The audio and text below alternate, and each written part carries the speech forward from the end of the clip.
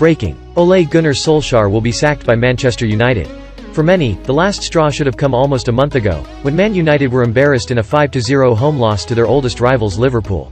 When a similarly dire home defeat to Man City didn't bring any action from the board, there were some who wondered what Solskjaer needed to do to be sacked.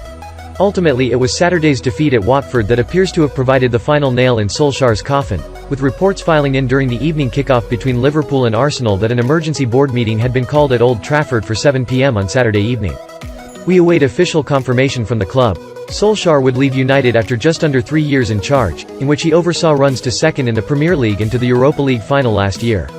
The lack of silverware during his time in charge was a blot on his copybook and, as this season has progressed, Solskjaer has seemed increasingly unable to get the best out of his star-studded squad. There are many who doubted whether Solskjaer should ever have been given the managerial job on a full-time basis in April 2019, after an unbeaten run ended with a dramatic win in Paris to knock PSG out of the Champions League.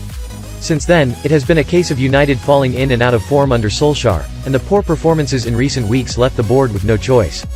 Attention will turn to who will replace the Norwegian in charge of Man United, with Zinedine Zidane heavily linked to the role in recent days, along with Ralf Rangnick and current Ajax manager Erik ten Hag. Bruno Fernandes' problem with Cristiano Ronaldo. Bruno Fernandes struggled again during Manchester United's shambolic 4-1 defeat against Watford. Manchester United's horrific 4-1 defeat to Watford looks likely to be the death knell for Ole Gunnar Solskjaer's reign at Old Trafford, as a host of the Norwegian's big game players went missing once again, namely Bruno Fernandes and Cristiano Ronaldo. It's not the first time in recent weeks that those two have let Solskjaer down, but it could be the last. The Hornets swarmed all over United from the get-go as Solskjaer's men stumbled out of the blocks, with only David De Gea's brilliance keeping the hosts at bay after a controversial retaken penalty. But there was little he could do after that, with goals from Josh King, Ismaila Sarr, João Pedro and Matthew Dennis condemning United and Solskjaer to another humiliating defeat. Although De Gea did his best to keep Solskjaer's head above water, the same can't be said for a host of United's key players, particularly Fernandes. Fernandes has been accused in the past of disappearing in big matches, but he seems to have developed an alarming habit of going missing for pretty much every game right now.